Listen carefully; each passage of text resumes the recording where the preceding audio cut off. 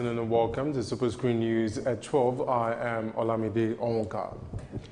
President Muhammadu Buhari says he's committed to the freedom of the only Dapchi school girl still in captivity, as he was to the girls' freedom when all 110 of them were missing in the captivity of Boko Haram terrorists.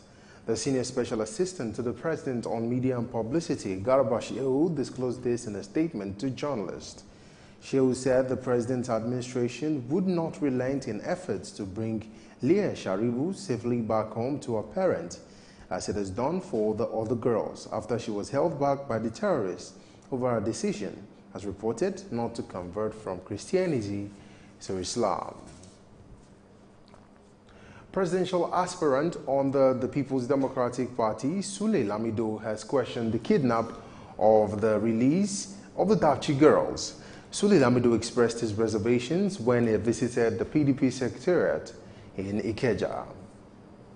The race for the 2019 presidential election seems to have begun, and this time it appears the People's Democratic Party (PDP) is more than ready to make their mark, especially in Lagos State. One of its presidential candidates, Sule Lamido, visited the party secretariat and wasted no time in reacting to the latest development on the release of the Dapchi girls. For Lamido, the All Progressives Congress (APC) is not being sincere, as it questions the possibility of the girls' kidnap. The government came here to secure Nigeria that nobody was kidnapped. If PDP has failed, this government should not find anything like kidnapping. So it's a competition. That, under PDP, at least they are stolen. But then, under APC, I mean, it's morbid. It's terribly morbid. Please. And that's why you see, look, why the government? You can say that there is no government. This is a government where, the president will go to Ayobe and there will be Air Force flying over his head to secure him in Yobe. The same Yobe area, Boko Haram came there and took, our children in convoy of vehicles. There are no aircrafts. They returned the same convoy with jubilation. There are no aircrafts. Come on, please, give me a break. Please. You see, we have become a world embarrassment. I'm telling you that. So when you have a competition, the PDP, oh God, what's the purpose? To kind of compete, in terms of security, PDP, that's why they got the whole thing staged. Please. The priority of any government is to secure life and property. So for them to allow this to happen, they failed. Speaking, the party chairman, Honorable Moshood Salvador, who received Lamido, charged him to respect the party's constitution. And in response, Lamido expressed confidence in the ability of PDP to win the federal seat of power. We are not here for a joke. Yes. Politics is a serious business. And it is business of all of us, not for me alone. No man cannot do it. This is the secretariat of the party. I have elaborated our caucus. Respect the constitution of PDP, sir. You are aspiring to be the president of Nigeria. If you don't respect the constitution of PDP, you will not be able to respect the constitution of Federal Republic of Nigeria. Yes. Therefore, first thing to be done is to respect the constitution of PDP, which I am respecting to letter, and I will follow you. PDP will come back in 2019. There's no way, no matter what Buhari will come back. He will not come back. No matter what to do, because he's a contraption who rode on the emotions of Nigerian people based on blackmail and sentiments and whatever, and hate speech, real hate speech, because APC is a part of hate heroes. You're putting people who have no ideological governance in government, people who came as hate heroes, people who came to put pain in Nigeria and Nigerians, people who are terribly arrogant. People who are deluded, people who see us as conquered territory. That as a Nigerian, you have not even speak as a Nigerian. Oh, come on. When there's injustice, then there'll be trust in Nigeria. And this government is utterly a government of injustice, of grandsending, of lies and blackmail, dramatizing even death. Everybody who went on condolence. in Benue, he's comparing the deaths in Benue and Zamfara. It's very, very morbid, for God's sake. The party, like never before, looks invigorated to win in the presidential election. But whether or not they will be the one in control of the federal seat of power, only time will tell. Fulani headsmen have killed 2 people at Shea Semaka in Guma local government area of Benue State and burned down some houses. Report says the victims were hacked down in their farm by the headsmen who killed and destroyed their farm produce. The headsmen were said to have moved into a nearby village and set houses ablaze. According to reports, the victims had left for the farm when the headsmen laid an ambush on them. A former president, Olusegun Obasanjo, says 3 million Nigerians have registered with the Coalition Movement of Nigeria, CMN, formed to effect political change in the nation ahead of 2019. Obasanjo called citizens to ensure they have their voters' card ahead of the 2019 election. The former president disclosed this while speaking at the 14th lecture of Women in Management, Business and Public Service held at the Eco Hotel and Suites, Lagos. He said the coalition, in conjunction with other movements, is the way out of the nation's political problems. The Debt Management Office, DMO, says it has raised 64.06 billion naira towards the implementation of the 2018 budget through the issuance of Federal Government of Nigeria bonds. DMO disclosed this in Abuja, saying the bond auction is oversubscribed as investors stake the total of 142.81 billion on the issue. You will recall that the DMO has conducted the third in the series of FGN bond auctions for the year on March 21, 2018 to raise funds for implementation of the 2018 budget.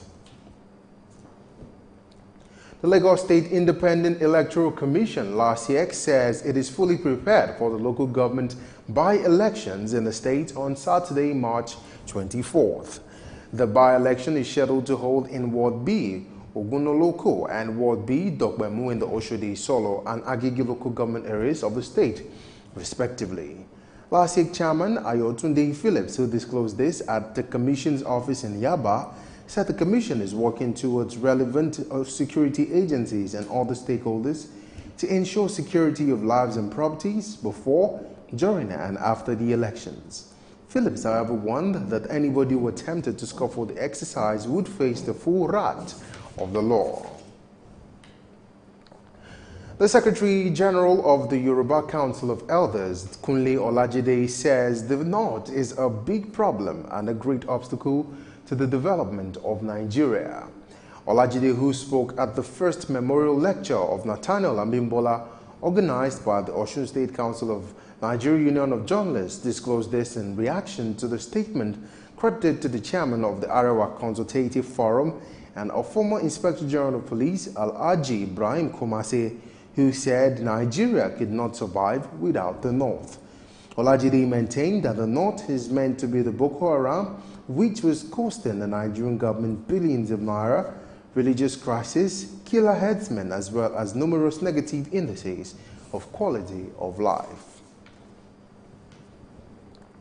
The International Organization for Migration have assisted 149 Nigerians back into the country. The program manager, Migration Management, Nigeria, Abraham Tamrat, handed over the returnees to the Southwestern Zonal Coordinator of the National Emergency Management Agency, Yakubu Suleiman. Suleiman, who advised the returnees to shun the urge to seek greener pastures outside the country, said while most countries that Nigerians are craving to run to are still grappling with economic and social country, Nigeria has overcome recession.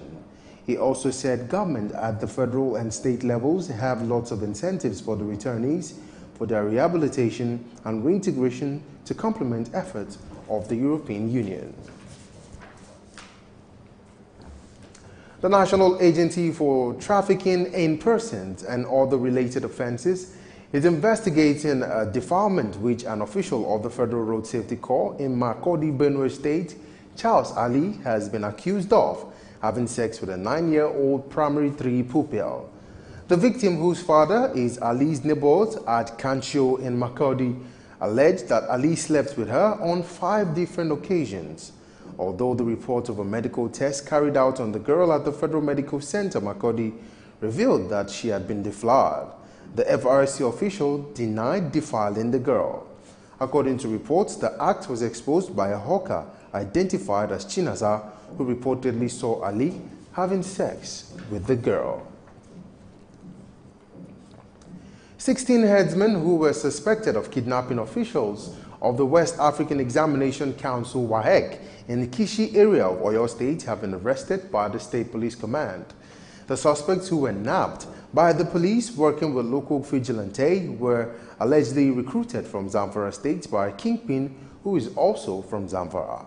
Commissioner of Police in the state, Abiodun Odude, who disclosed this, said the gang kidnapped many people and killed some of them, with huge ransom collected before they released some of their victims.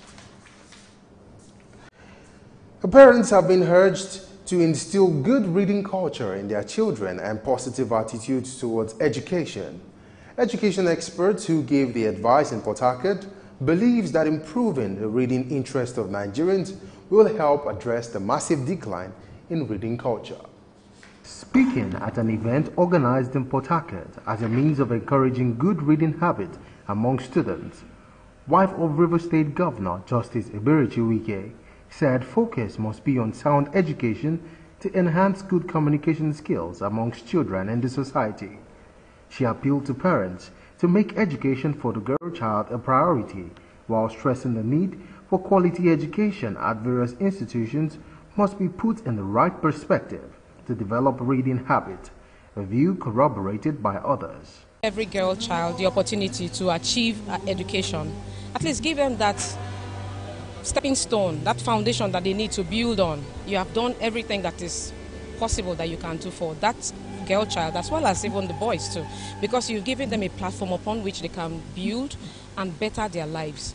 So education, and I want to put information together with that, because of course with education we get informed. And if you're not informed, of course they say information is power. If you're not informed, you will not know how to behave in different circumstances. You will not know even how to exchange pleasantries. There's so many things you will lack if you don't have information. We all need to learn, and learning of course is continuous, it never ends. It goes back to the quality of our institutions as a country, the quality of governance, how responsive governance is. If government becomes responsible, if government does what it has to do, it will follow naturally that the right facilities will be in place, infrastructure will be in place, teachers, the attitude of teachers to teaching will be better, teachers will be better trained, and if they are better trained, they will give their best to their pupils and students. The atmosphere of education will improve, and so it's not magic. It's about how you build the institutions that drive development in a place. Some residents blamed poor reading culture and economic hardship in the country, insisting that poverty affects concentration ability when studying. If you have a country that is unstable, people are constantly displaced. You don't expect reading culture to be viable in such a place. If you have a place where people are grappling with the basic issues of existence, you don't expect reading culture to be viable in such a place. So, what the government has to do is to keep put the country on the path of progress, and every other thing will follow. Parents should ensure that they go to read. But you see, in most cases, though not applicable to my own case, sometimes also have to refer to the general society. When children come back to school, they are immediately sent away to do menial jobs or hawk wares and things like that, do other menial jobs. And this greatly affects the reading culture. And once parents don't appreciate the importance of reading, it's difficult for the children to do otherwise, because it is parents that should monitor and enforce the habit upon the children. Education experts urge parents to encourage their wards to read at least one book daily or weekly for improved communication skills. Father-in-law of former President Olusegun Obasanjo, Christopher Abebe, OFR, has died at the age of 99. The news of his death was announced by his son, John Abebe. The late Abebe joined the United Africa Company Nigeria Limited as a young clerk and rose through the ranks to become the first Nigerian chairman and managing director of the company. He is survived by his wife, Theresa Abebe, children, grandchildren, and great-grandchildren. We'll take a break now. When we return, we'll take some news from the business world. Stay with us.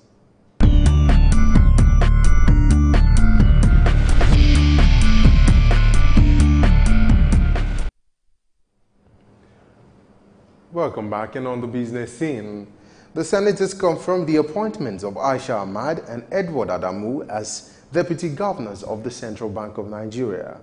The Senate also approved the nomination of 3 and 4 of members of the Monetary Committee. The confirmed members of the MPC are Adeola Festus, Adeni Kinju Aliyu, Rafindadu Sanusi, and Robert Chikwendo Asogwa.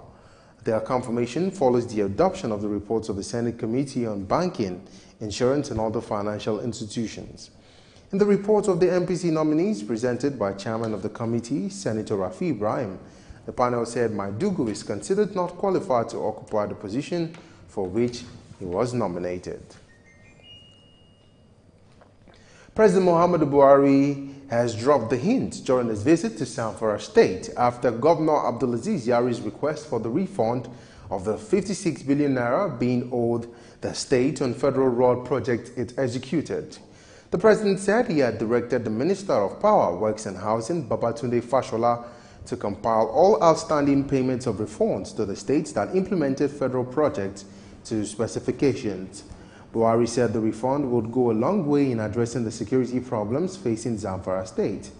Zamfara State Governor Abdulaziz Yari, who doubles as the chairman of the Nigerian Governors Forum, called for additional deployment of security personnel to the state to check incessant cases of armed banditry across 13 of the 14 local government areas of the state. Still on the business scene, co-chairman of the Bill and Melinda Gates Foundation, Bill Gates, says the federal government's economic recovery and growth plan is not reflective on the people's needs. Gates disclosed this in a statement session of the National Economic Council held at the Old Banquet Hall of the Presidential Villa Abuja alongside the chairman of the Dangote Foundation, Alhaji Aliko Dangote.